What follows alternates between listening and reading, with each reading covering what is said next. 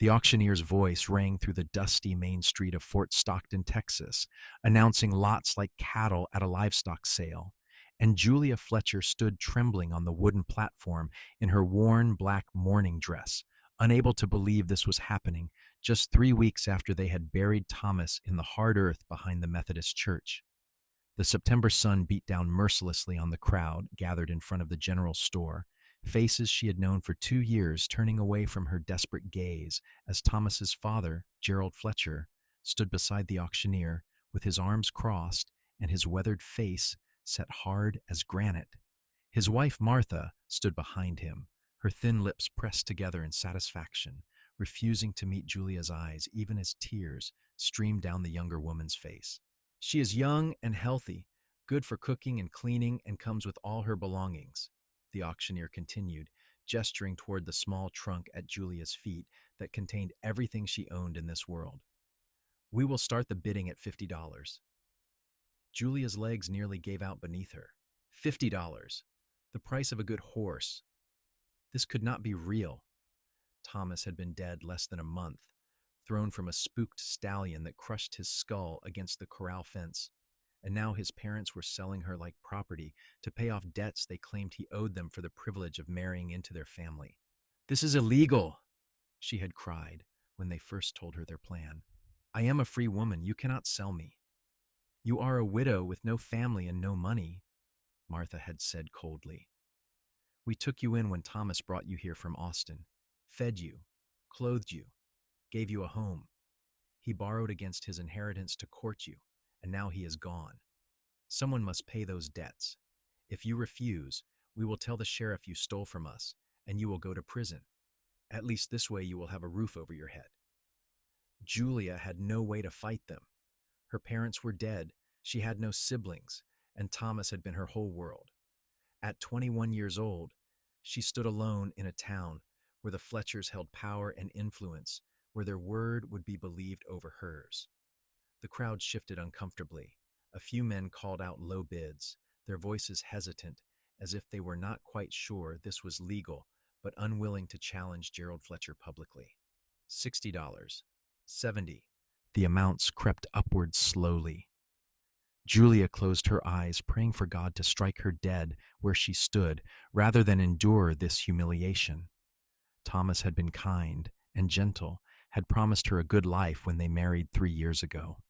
She had been 18 and full of hope, believing in the future they would build together. Now that future lay buried in the cemetery, and she stood on an auction block like a slave, though the war had ended such practices over a decade ago. $200! The voice cut through the murmuring crowd like a knife, deep and steady and brooking no argument.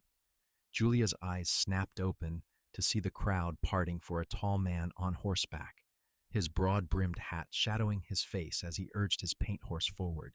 $200, he repeated, pulling a leather pouch from his saddlebag and tossing it to the auctioneer, who caught it with fumbling hands. "That should more than cover your asking price." Gerald Fletcher stepped forward, his eyes narrowing. "Now hold on. We have not finished the bidding process." "You have now." The stranger swung down from his horse with easy grace, and Julia finally got a clear look at him. He was perhaps 28 or 30, with dark hair that touched his collar and green eyes that seemed to miss nothing. His clothes were dusty from travel but well made, his gun belt worn with use but well maintained. Everything about him spoke of competence and quiet authority. "Unless someone here wants to bid higher?" Silence fell over the crowd. $200 was a fortune, more than most men in Fort Stockton made in 6 months. The auctioneer cleared his throat. "Going once, going twice, sold to the gentleman for $200. He looked relieved to be done with the whole sordid business. The stranger walked toward the platform, his boots thudding against the packed earth. Julia shrank back instinctively, her heart hammering in her chest. She had gone from one nightmare into another, sold to a man whose name she did not even know. He stopped at the base of the platform and looked up at her, his green eyes softer than she expected. "My name is Henry Nichols, madam. I am sorry for what happened to your husband." He held out his hand. "Come down from there." Julia stared at his outstretched hand, calloused and strong, then took it because she had no choice. His grip was warm and steady as he helped her step down from the platform, and he did not release her hand immediately when her feet touched the solid ground. Her belongings, he said to the auctioneer, nodding toward her trunk. Now see here, Gerald Fletcher blustered, stepping forward. We need to discuss the terms of this arrangement. She has obligations, duties that must be fulfilled. Henry Nichols turned to look at him, and something in his gaze made the older man take a step back. I just paid you $200. The arrangement is complete. If you have a problem with that, take it up with the sheriff. He picked up Julia's trunk as if it weighed nothing and secured it to his horse, then turned back to her. Can you ride, Mrs. Fletcher? She nodded mutely, unable to find her voice. Good. He swung up into the saddle, then reached down to pull her up behind him. Hold on. Julia wrapped her arms around his waist because falling seemed worse than whatever fate awaited her, and Henry Nichols urged his horse into a steady trot out of town.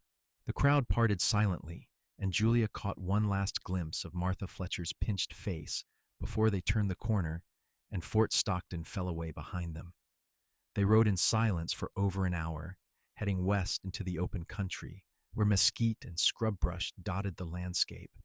Julia held on, her mind whirling with questions and fears. Where was he taking her? What did he plan to do with her? The stories she had heard about women in situations like this made her stomach turn. Finally, as the sun began its descent toward the horizon, Henry guided his horse off the main road toward a small ranch house nestled in a shallow valley.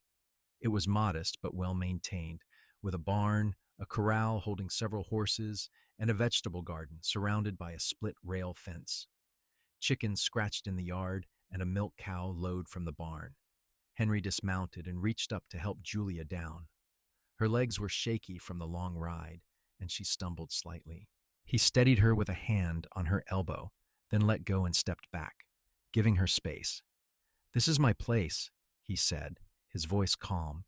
It is not much, but it is comfortable. You can stay here as long as you need to. Julia stared at him, confused. I do not understand. You paid $200 for me. Do you not expect something in return? His jaw tightened. I expect nothing, Mrs. Fletcher. What happened in town today was wrong, and I will not be party to treating another human being like property. He pulled her trunk from his horse and set it on the ground. The house has 2 bedrooms. You can take the one on the left. There is a lock on the door if it makes you feel safer. She could not process his words. They made no sense. Men did not spend $200 for nothing. I do not believe you. I do not blame you. He removed his hat and ran a hand through his hair, and she saw the weariness in his face. But it is the truth nonetheless. I lost my wife 2 years ago in childbirth, along with our baby. This house has been empty except for me ever since. When I rode into town this morning and saw what the Fletchers were doing to you, I could not stand by and let it happen. So I did what I could. He settled his hat back on his head. You are free to leave whenever you want. I will not stop you. But if you have nowhere else to go, you can stay here. I will ask nothing of you except maybe some help around the place if you are willing, but only if you are willing. Julia felt tears threatening again, but these were different from the ones she had shed on the auction block. Why would you do this for a stranger? Because it was the right thing to do. He picked up her trunk. Come inside. You must be exhausted. The house was simple but clean, with a main room that served as kitchen and sitting area, and 2 small bedrooms opening off to either side. Henry showed her to the left bedroom, which contained a narrow bed with a patchwork quilt, a dresser, and a washstand. A small window looked out over the valley. I will bring in some water so you can wash up, he said, setting her trunk at the foot of the bed. Supper will be ready in about an hour if you are hungry. He left, closing the door behind him, and Julia sank down onto the bed, her entire body trembling with exhaustion and shock. The events of the day felt surreal, like a terrible dream from which she could not wake. Just this morning, she had been in the Fletcher's house, believing the worst had already happened. Now she was in a stranger's home, her future more uncertain than ever. She heard Henry moving around in the main room, the sound of a fire being built in the stove, the clink of pots and pans. Normal domestic sounds that seemed impossible after everything that had happened. Eventually, she roused herself enough to open her trunk and pull out her other dress, equally worn and shabby.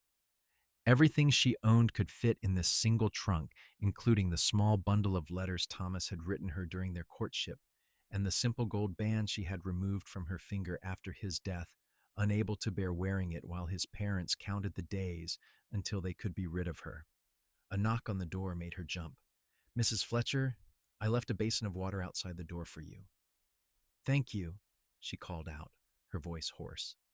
She waited until she heard his footsteps retreat, then opened the door to find a large basin of warm water and a clean towel. The simple kindness of it made her throat tighten. She brought it inside and washed her face and hands, scrubbing away the dust of the road and the memory of standing on that platform. When she emerged from the bedroom, Henry was setting plates on the simple wooden table. He had removed his gun belt and hat, and in the lamplight, she could see his features more clearly. He was handsome in a rugged way, with strong cheekbones and a straight nose that looked like it had been broken at least once. But it was his eyes that caught her attention, green and watchful, but not unkind. "I hope you like stew," he said. "It is about all I know how to make that is edible." Julia sat down carefully, feeling like she was moving through a dream. The stew was simple but good, thick with beef and vegetables, and she realized she had not eaten since early morning. They ate in silence for a while, the only sounds the clink of spoons against bowls and the crackle of the fire. Finally, Henry set down his spoon and looked at her directly. "I know you have questions. Ask them." Julia folded her hands in her lap. "Why did you really do this? Men do not spend that kind of money without expecting something." "Some men do not," he agreed. "But I meant what I said. I expect nothing from you." He paused, choosing his words carefully. "My wife's name was Sarah. We were married for 3 years.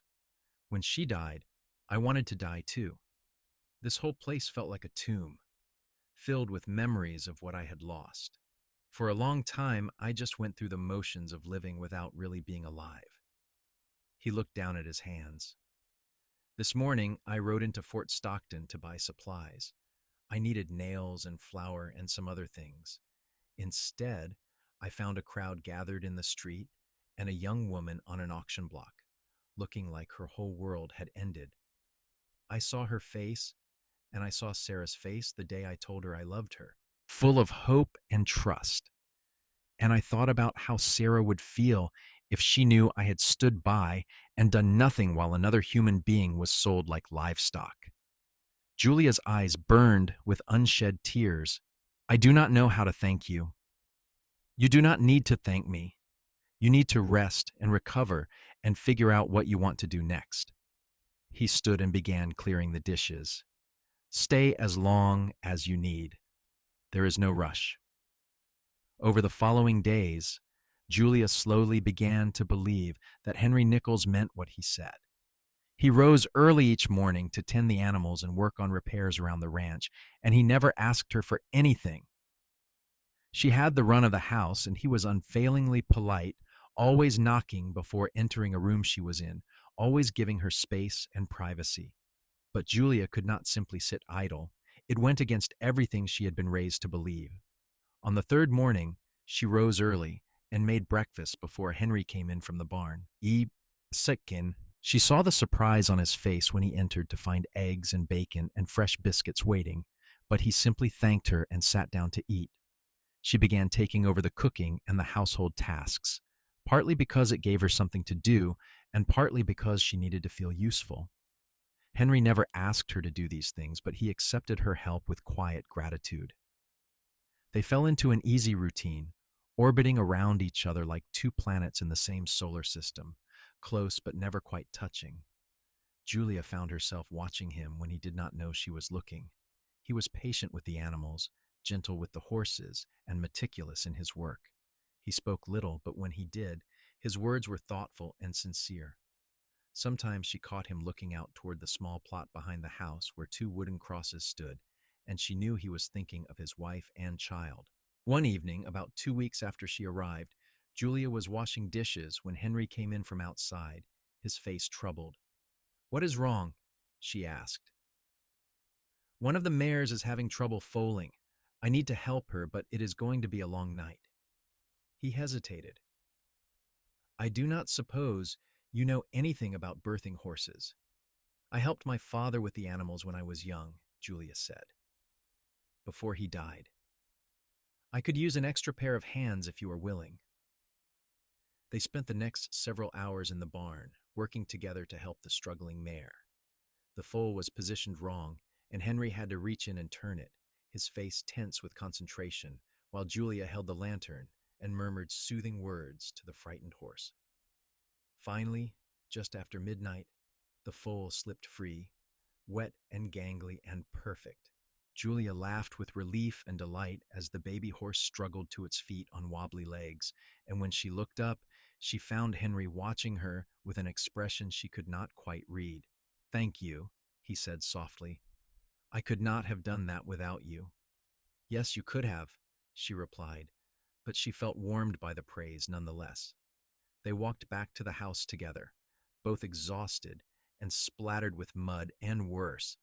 Henry pumped water for her to wash with, and as she scrubbed her hands clean, she realized something had shifted between them. They were no longer strangers orbiting warily around each other. They were becoming something else. Friends, perhaps.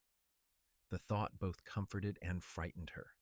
She had loved Thomas deeply, and his death had left a hole in her heart she thought would never heal.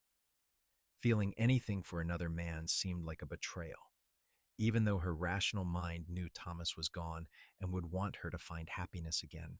September gave way to October, and the brutal Texas heat began to ease into something more bearable. Julia continued running the household, and Henry continued maintaining the ranch. They talked more now, sharing stories of their pasts over supper. She learned that he had grown up in Missouri, fought in the war when he was barely 17, and come to Texas afterward looking for a fresh start. He had built this ranch from nothing, and he loved the land with a quiet passion she found touching.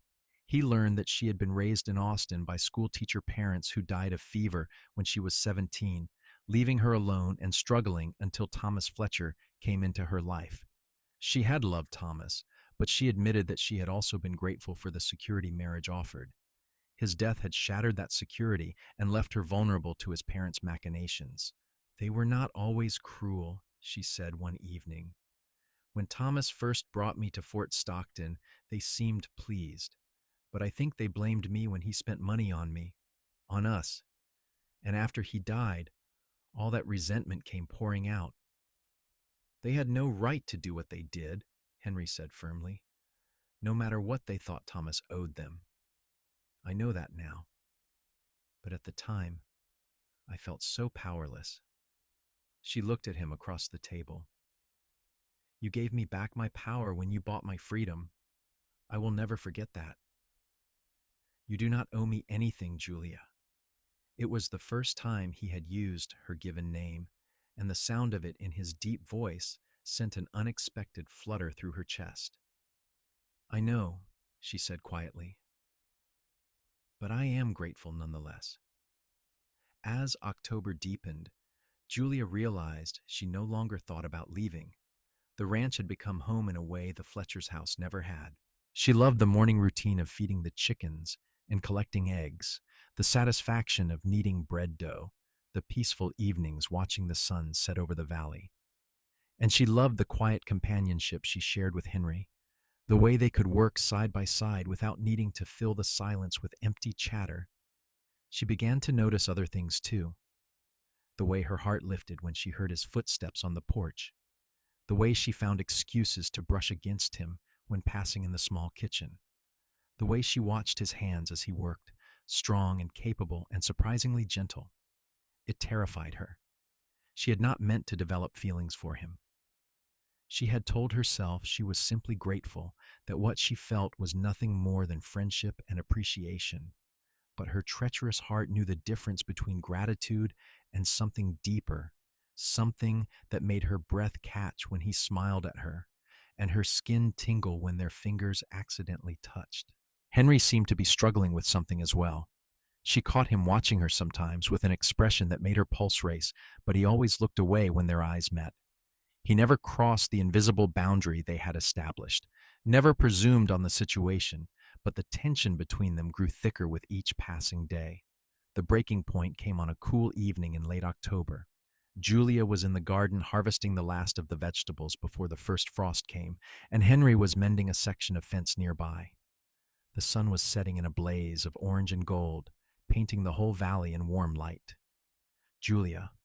His voice made her look up from the squash she was cutting. He stood at the edge of the garden, his hat in his hands, his expression uncertain. Can I talk to you for a moment? Of course. She set down her knife and wiped her hands on her apron. He was silent for a long moment, turning his hat in his hands. Finally, he said, "You have been here almost 2 months now." Her heart sank. Was he going to ask her to leave? Had she overstayed her welcome? "Yes," she said carefully. "I told you when you arrived that you could stay as long as you needed. I meant that, but I need to know what you are thinking. Are you planning to leave? Do you want to go somewhere else? Start over somewhere new? Because if you do, I will help you. I will give you money for a stagecoach ticket, help you get settled wherever you want to go." He finally looked up and met her eyes. "But if you are thinking about staying, I need to know that too." Julia's mouth went dry. "Why do you need to know?" "Because my feelings for you have changed." The words came out in a rush, as if he had been holding them back for too long. "I brought you here to help you, to give you a safe place to land. I never meant for this to happen, never planned to feel anything beyond basic human decency. But somewhere along the way, I started looking forward to seeing you at breakfast. I started listening for your voice in the house. I started caring about whether you smiled during the day, whether you seemed happy or sad." He took a step closer. "I started falling in love with you, Julia, and I do not know what to do about it." Her heart hammered so hard she thought it might burst from her chest. "Henry, I know it is too soon. I know you are still grieving your husband. I know I have no right to say these things to you." His voice was rough with emotion. "But I also know that I cannot keep pretending I feel nothing when you are near. I cannot keep acting like my world does not revolve around you. And I needed you to know the truth before you make any decisions about your future." Julia stared at him, her thoughts tumbling over each other in chaos. "You love me?" "Yes." The word was simple and honest. "I love you.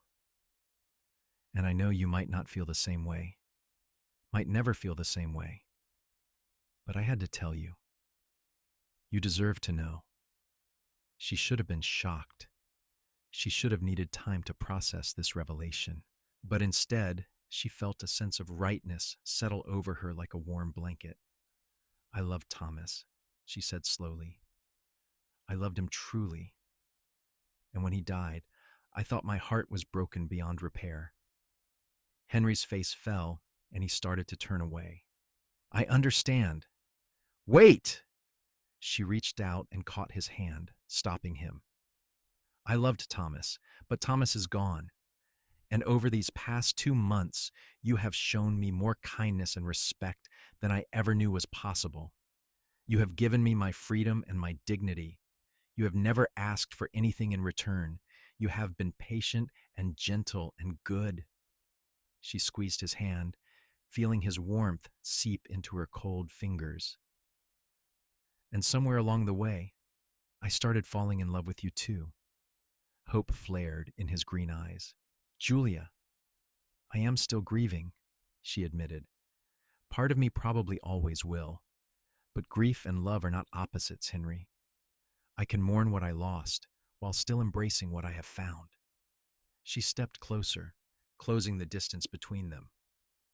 "I want to stay, Not because I have nowhere else to go, but because this is where I want to be. Here, with you. He reached up slowly, giving her time to pull away, and cupped her face in his calloused hand. Are you sure? I do not want you to feel obligated. I do not want you to think you owe me anything. I do not feel obligated. I feel grateful and happy and terrified and hopeful all at once. She leaned into his touch. I want to try, Henry.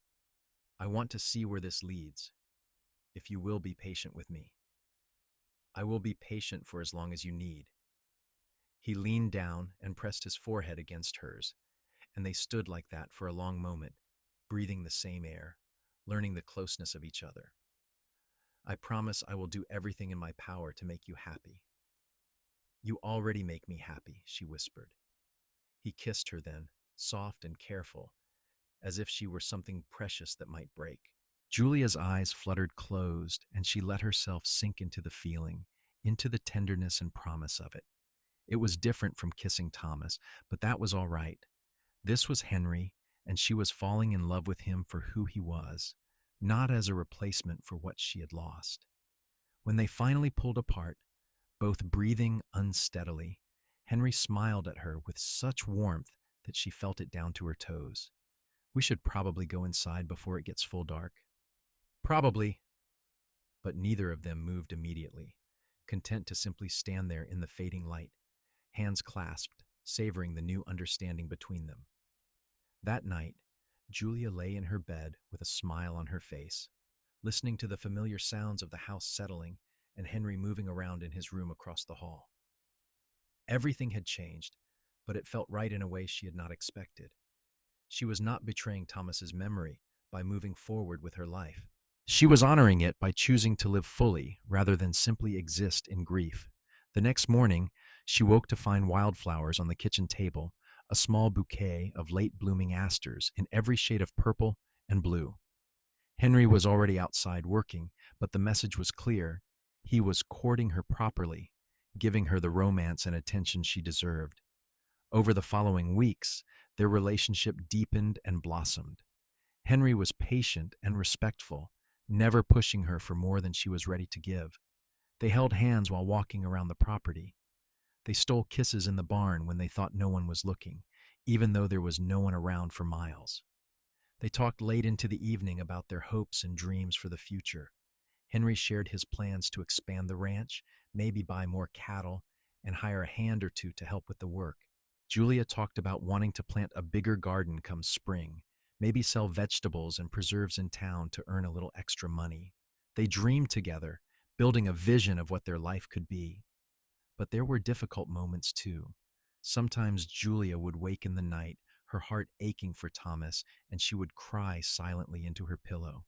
Henry never pushed her to explain or share those moments unless she wanted to, but he always seemed to know when she was struggling.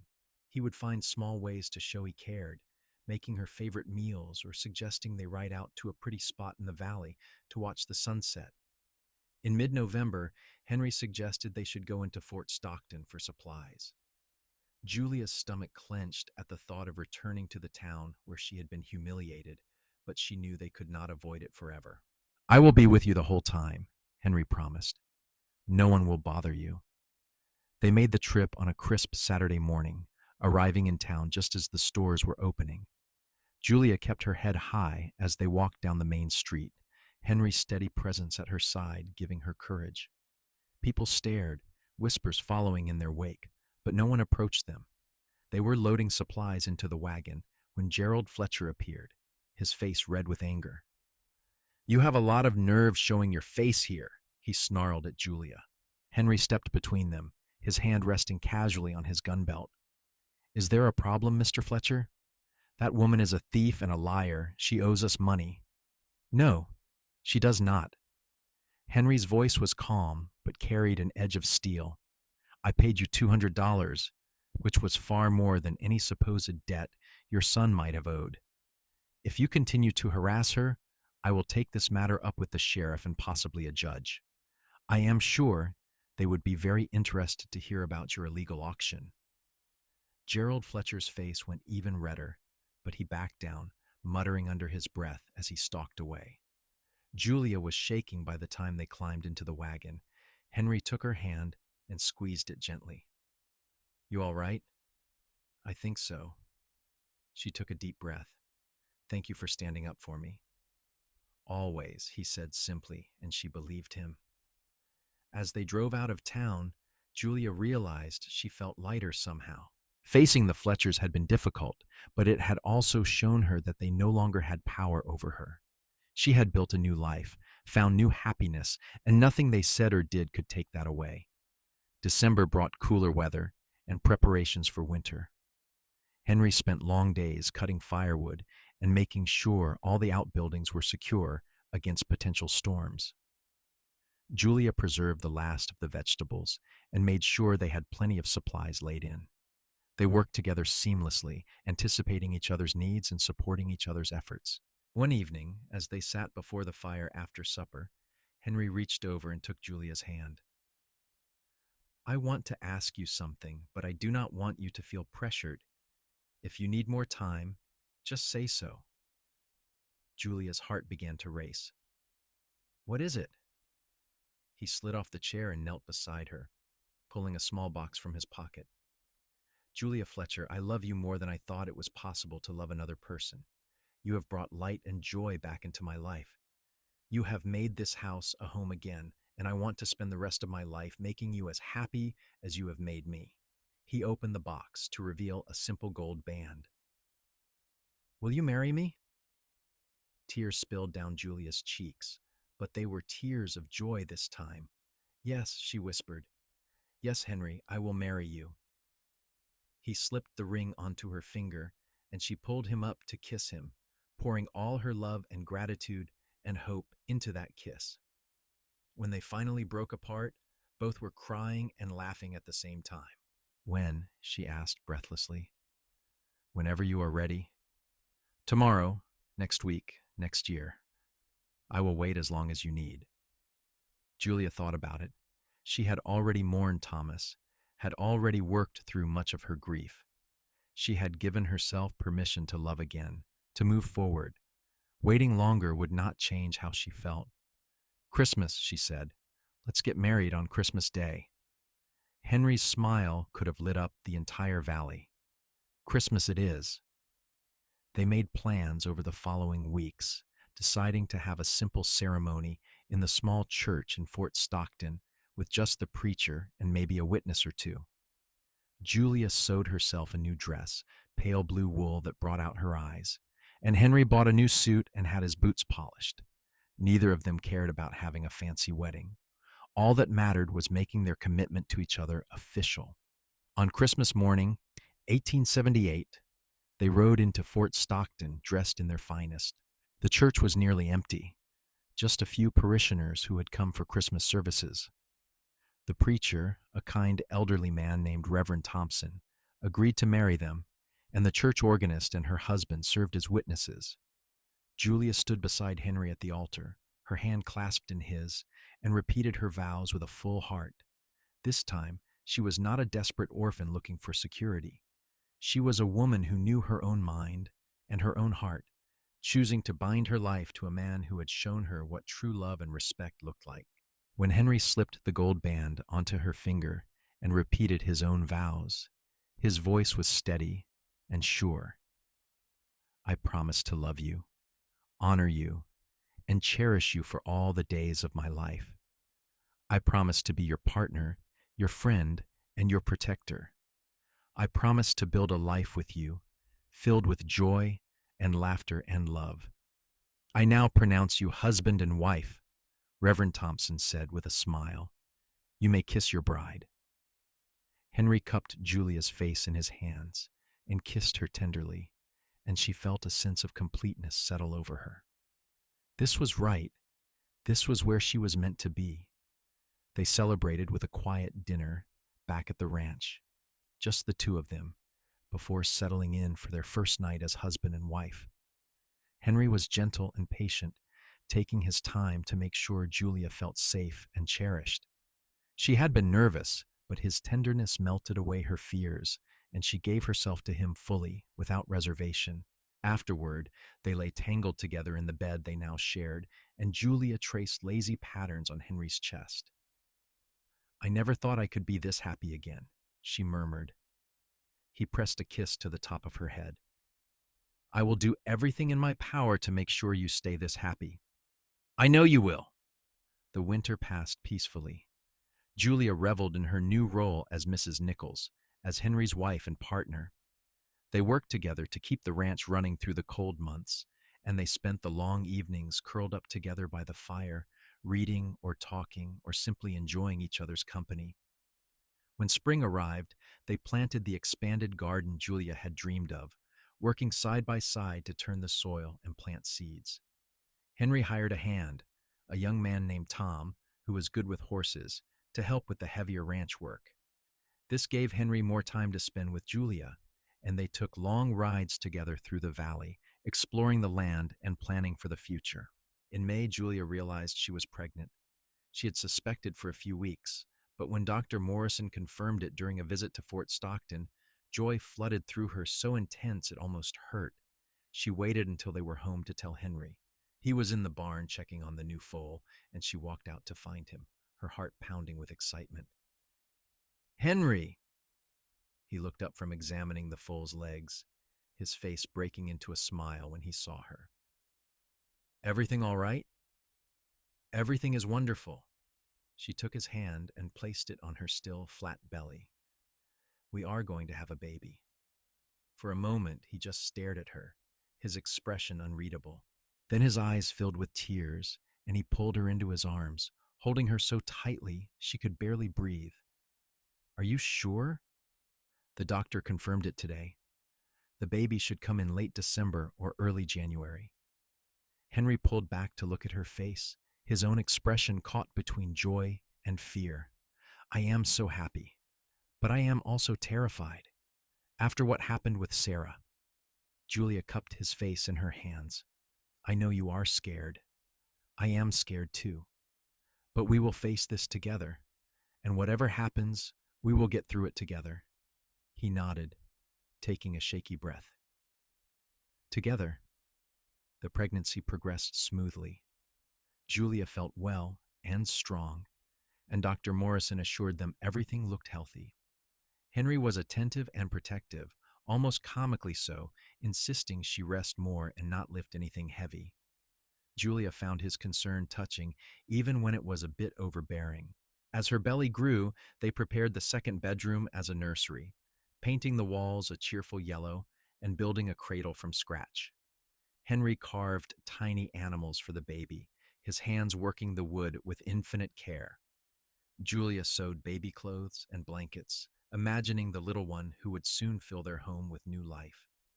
In late December, on a cold, clear night, Julia went into labor. Henry rode hard to fetch Dr. Morrison while Tom stayed with Julia, doing his best to keep her calm and comfortable. By the time Henry returned with the doctor, Julia was deep in the throes of labor, gripping the bedposts and breathing through the contractions. Henry stayed by her side through it all, holding her hand and whispering encouragement, even as his own face was white with fear. Dr. Morrison worked calmly and efficiently, and just after midnight on December 28th, 1879, Julia gave birth to a healthy baby boy. The moment the baby's first cry filled the room, Henry burst into tears.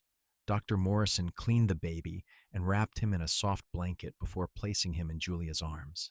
She looked down at the tiny red face, the miniature fingers that gripped her thumb with surprising strength, and felt a wave of love so powerful it took her breath away. "He is perfect," she whispered. Henry leaned over to look at his son, tears still streaming down his face. "He really is." They named him Thomas Henry Nichols, honoring both Julia's first husband and the baby's father. Henry held his son with infinite tenderness, marveling at every tiny detail, and Julia watched them with a full heart. This was their family, built from loss and heartache and love that refused to give up. Tom proved to be a blessing in the months after Thomas's birth, taking over more of the ranch work so Henry could help with the baby. Julia recovered well from the birth, and she loved every moment of motherhood, even the exhausting nights and the endless diaper changes. Little Thomas was a happy baby, full of smiles and curiosity, and both his parents doted on him shamelessly. As spring arrived again, bringing new life to the valley, Julia stood on the porch one morning with Thomas in her arms, watching Henry work with the horses in the corral. He looked up and saw them watching, and his face lit up with that smile that still made her heart skip a beat. She thought about how far she had come from that terrible day on the auction block in Fort Stockton. She had been broken and hopeless then, certain her life was over. But Henry had seen her, had recognized her humanity and her worth, and had given her back her freedom. And from that freedom had grown something beautiful and lasting. A year later, Julia discovered she was pregnant again. This time, Henry was less fearful and more simply joyful. They welcomed a daughter in the spring of 1881, naming her Sarah Grace after Henry's first wife and for the grace that had brought them together. Sarah was a calm, peaceful baby who seemed to fit perfectly into their growing family.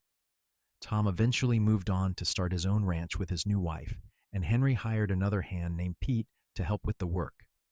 The ranch continued to grow and prosper, and Julia's vegetable stand in Fort Stockton became popular enough that she was able to contribute significantly to the family income.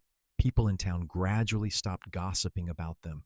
The Fletchers eventually moved away, unable to bear the shame of what they had done, and Julia felt nothing but relief when she heard they were gone. She had no room in her heart for bitterness or revenge. Her life was too full of love and joy for that. As the years passed, more children came. Another son they named William, born in 1883, and finally another daughter, Catherine, in 1885. The house that had once felt like a tomb to Henry now rang with laughter and noise and life.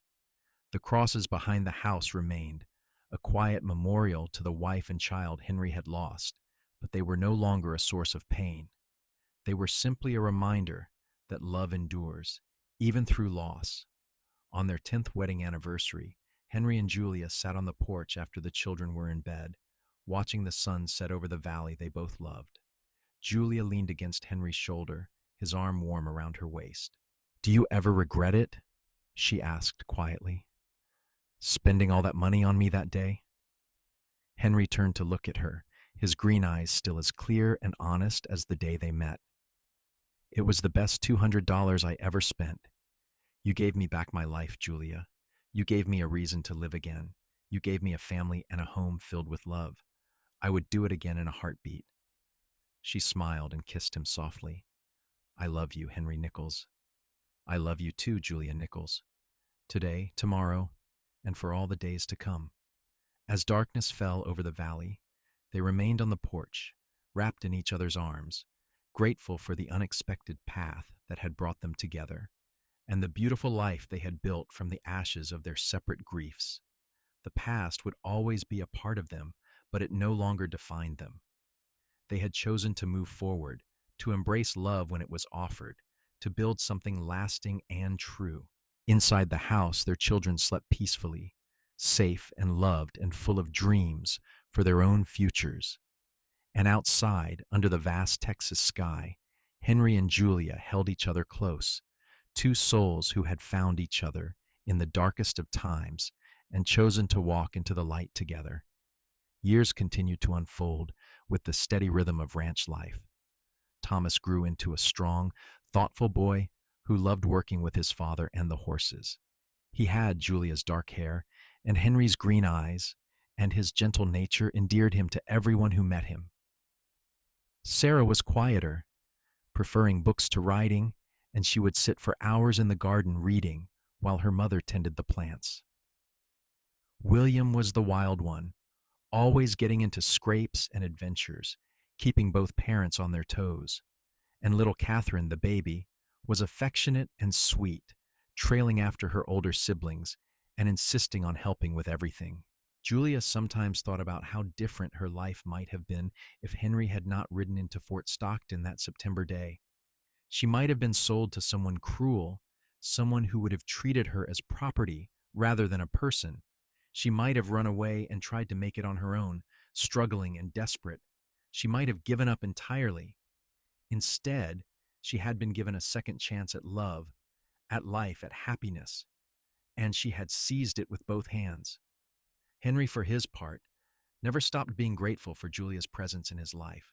He told her often how much he loved her, how much she meant to him, never taking for granted the miracle of finding love twice in one lifetime. He was a devoted father to their children, patient and kind, teaching them about the land and the animals and the importance of treating all living things with respect. In 1887, when Thomas was 7 and starting to read on his own, Julia found him looking at the small bundle of letters she had kept from his namesake, her first husband. Henry had known about the letters, had never asked her to throw them away or hide them, understanding they were part of her history. "Mama, who wrote these?" Thomas asked, holding up one of the yellowed pages. Julia sat down beside him, her heart squeezing. She had known this conversation would come eventually. "These were written by a man named Thomas Fletcher. He was a good man who I loved very much. We were married, and I took his name, but he died before you were born." Young Thomas processed this information carefully. "So Papa is not my first papa?" "Papa is your only papa," Julia said gently. "He is the one who held you when you were born, who taught you to ride, who loves you with all his heart.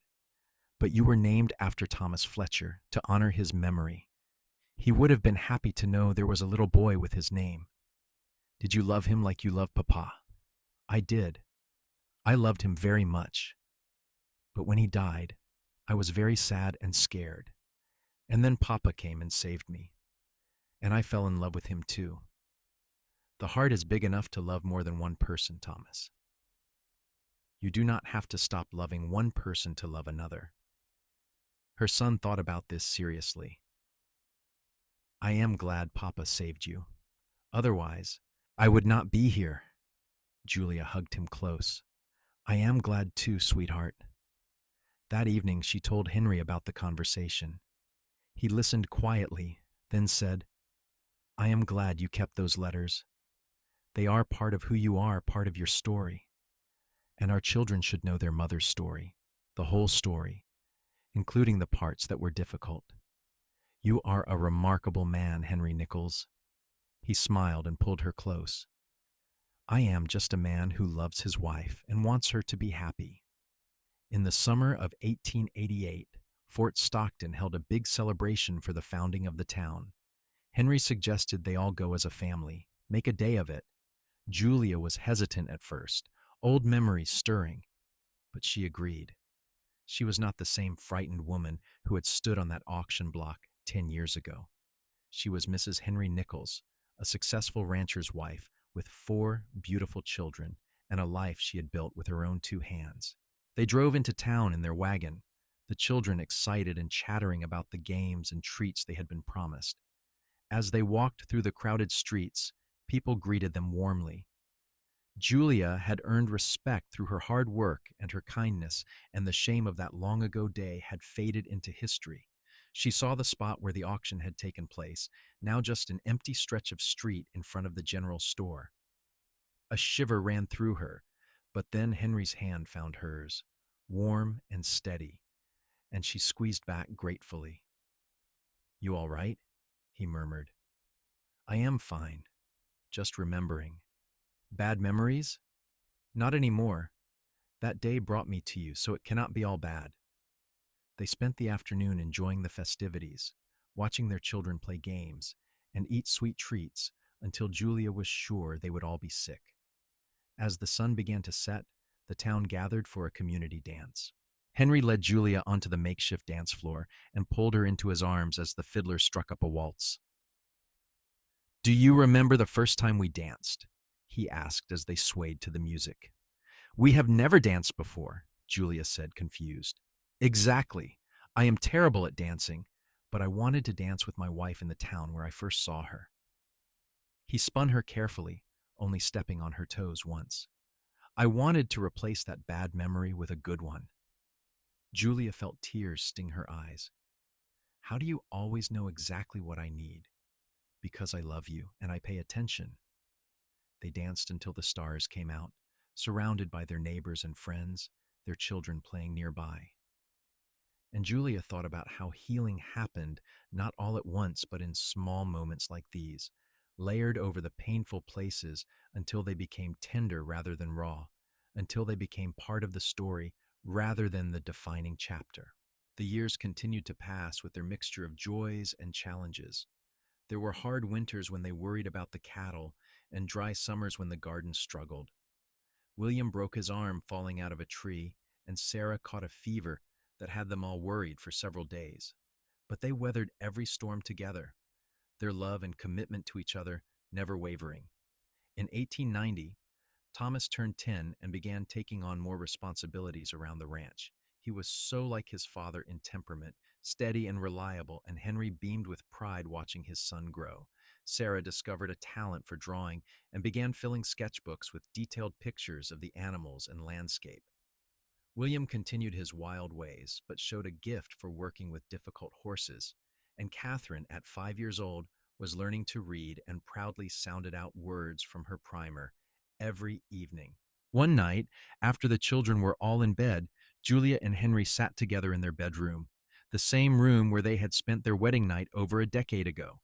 Julia was brushing out her hair, and Henry was removing his boots, a comfortable domestic ritual they had performed countless times. "Do you ever think about how different our lives might have been?" Julia asked, watching Henry in the mirror. "Different how?"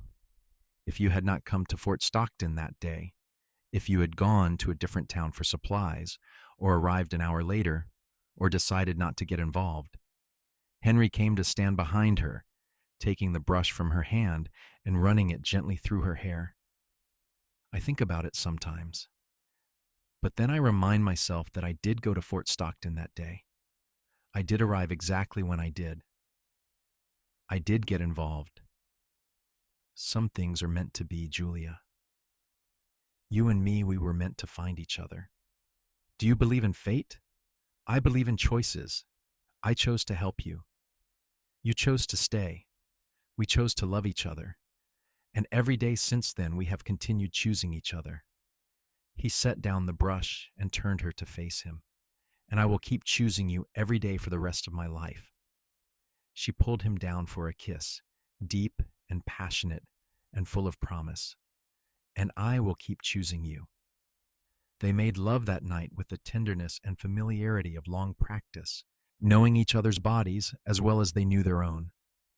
And afterward, falling asleep in each other's arms, Julia thought about how blessed she was to have found this kind of love twice in one lifetime, to have been given a second chance at happiness. The 1890s brought more changes. Tom, their old ranch hand, returned to the area with his family and bought a neighboring property.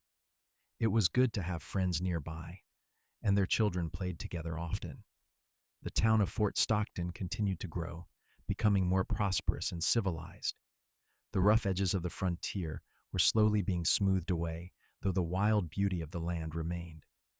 In 1892, Julia and Henry celebrated their 14th wedding anniversary.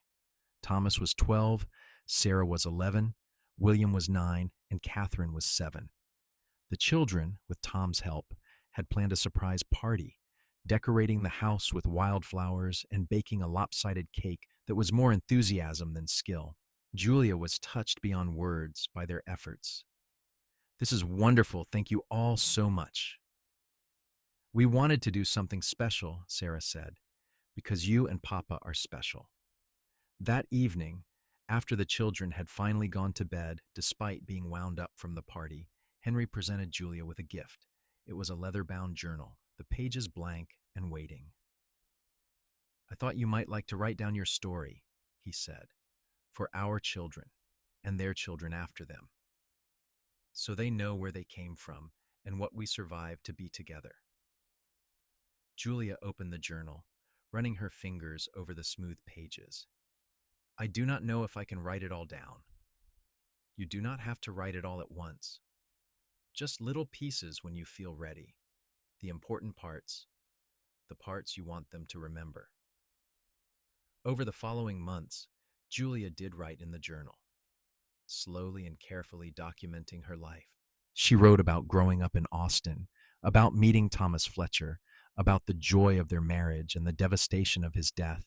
She wrote about the auction, about standing on that platform feeling like her life was over.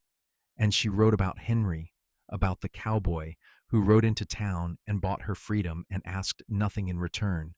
She wrote about falling in love again, about learning that the heart could heal and expand to hold new joy even while carrying old grief. She wrote about their wedding, about the births of each of their children, about the ranch and the life they had built together. She wrote about the hard times and the good times, the struggles and the triumphs.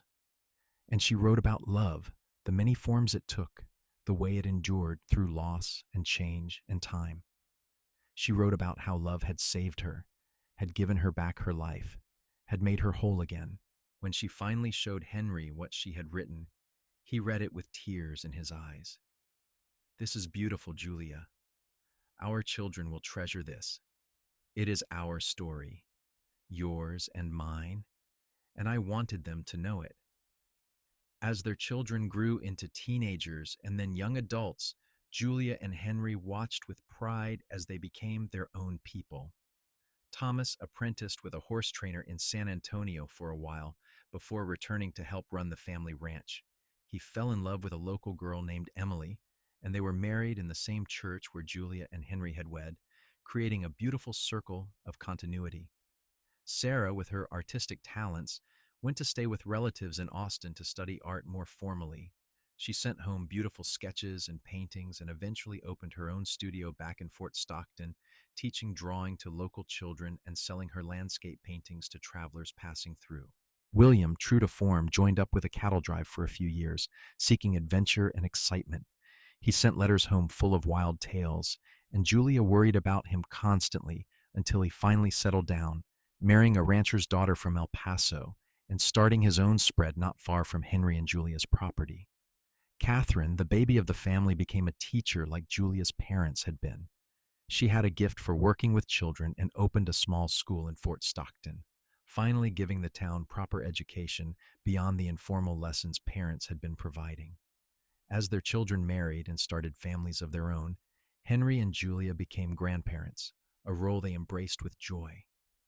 The house that had once been so silent and empty was now filled regularly with grandchildren running through the rooms, filling the air with laughter and noise and life. In 1900, on the cusp of a new century, Julia and Henry celebrated their 22nd wedding anniversary. They were both in their 50s now, their hair touched with gray, their faces lined with the years of hard work and life under the Texas sun. But when Henry looked at Julia, he still saw the beautiful woman he had fallen in love with. And when Julia looked at Henry, her heart still skipped a beat. They took a rare day off from work and rode out to a spot in the valley they had always loved, a place where a small creek ran through a stand of cottonwood trees.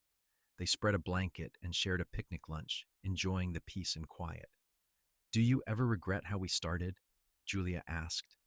It was a question she had asked many times over the years, always wanting to hear his answer. "Never," Henry said, his answer as steady as always. "I have never regretted a single moment with you. Even the hard times, especially the hard times, they made the good times sweeter. They taught us what we are capable of, how strong we can be together." He took her hand, his thumb tracing over her knuckles. "You are the love of my life, Julia Nichols, and I am grateful for every day I have had with you." "I am grateful too," she said softly. "You saved me, Henry, not just from the auction, but from giving up on life entirely. You showed me that love could heal, that happiness was possible, even after heartbreak. You gave me a family and a home and a life worth living." "We saved each other," he corrected gently. "I was just existing before you came into my life. You made me want to live again." They sat there for a long time, holding hands and watching the creek flow by, comfortable in the silence and in each other's presence. 22 years of marriage had taught them that not everything needed to be said aloud, that sometimes love was best expressed in the quiet moments, the simple gestures, the choice to stay and keep choosing each other day after day. As the sun began to set, they packed up their picnic and rode slowly back to the ranch. Their children would be coming for dinner that evening, bringing the grandchildren, and the house would soon be filled with chaos and noise.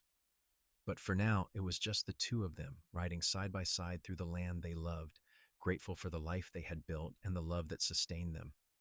The years that followed brought the inevitable changes that time always brings. Henry's joints began to ache more, and he had to rely more heavily on their sons and the ranch hands to do the heavy work. Julia's hands became gnarled with arthritis, making it harder to do the intricate needlework she had once loved. But they adapted, found new ways to contribute, refused to let age define them. They celebrated 25 years of marriage in 1903 with a big party attended by family and friends from all over the region. Their four children toasted them. Their grandchildren performed a play they had written about their grandparents' courtship, and the whole community came together to honor a couple who had become a symbol of enduring love. Standing in front of everyone they cared about, Henry raised his glass and said, 25 years ago, I married the most remarkable woman I have ever known. She has been my partner, my friend, my love, and my inspiration. She has given me four incredible children and more joy than I ever thought possible. Julia, my darling, thank you for choosing me. Thank you for building this life with me. Here is to 25 more years. Julia raised her own glass, tears streaming down her face. And thank you for seeing me, for saving me, for loving me. You are my heart, Henry Nichols, and you always will be. The party lasted well into the night, filled with dancing and laughter and storytelling. Julia danced with each of her sons and even her grandsons, while Henry twirled his daughters and granddaughters around the floor. And at the end of the evening, when everyone else had finally gone home or settled in the guest rooms, Henry and Julia stood on their porch, just as they had so many times before, wrapped in each other's arms. 25 years, Julia murmured. Where did the time go? Into raising children, building a life, loving each other. Henry kissed the top of her head. And I do not regret a single moment. Neither do I. They stood there until the stars came out in full force. The vast Texas sky spread above them like a blanket of diamonds. And Julia thought about the journey that had brought them here, from that terrible day on the auction block to this moment of perfect peace and contentment. She had survived loss and humiliation and heartbreak. She had found love in the most unexpected place. She had built a family and a legacy. And through it all, Henry had been beside her, her rock, her partner, her love, the cowboy who had bought her freedom and asked nothing in return, who had given her everything instead. As they finally went inside, hand in hand, Julia sent up a silent prayer of gratitude for the unexpected paths life sometimes takes, for the stranger who becomes the love of your life, for second chances and new beginnings. She had learned that love was not a finite resource, that the heart could expand to hold grief and joy simultaneously, that healing was possible even when it seemed impossible. And she had learned that sometimes, in the darkest moments, salvation comes from the most unexpected sources. A cowboy with kind eyes and a generous heart, riding into town at exactly the right moment, seeing a woman in need and choosing to help her without expecting anything in return. That choice had changed both their lives forever, had created a legacy of love that would extend through their children and grandchildren and beyond. And as Julia fell asleep that night in Henry's arms, just as she had for 25 years, she knew with absolute certainty that she was exactly where she was meant to be, living exactly the life she was meant to live, with exactly the man she was meant to love. Their story had begun in heartbreak and humiliation, but it had transformed into something beautiful and lasting. And that, Julia thought as sleep claimed her, was the true miracle. Not that they had found each other, but that they had chosen to build something together, day by day, year by year, one small act of love at a time. The legacy they left behind was not just in the ranch they had built or the children they had raised, but in the example they set of what love could be when it was rooted in respect, kindness, and the conscious choice to keep choosing each other, no matter what challenges life threw their way. And as the new century unfolded around them, Henry and Julia Nichols continued to choose each other, to love each other, to build their life together, proving that even the most difficult beginnings could lead to the most beautiful endings.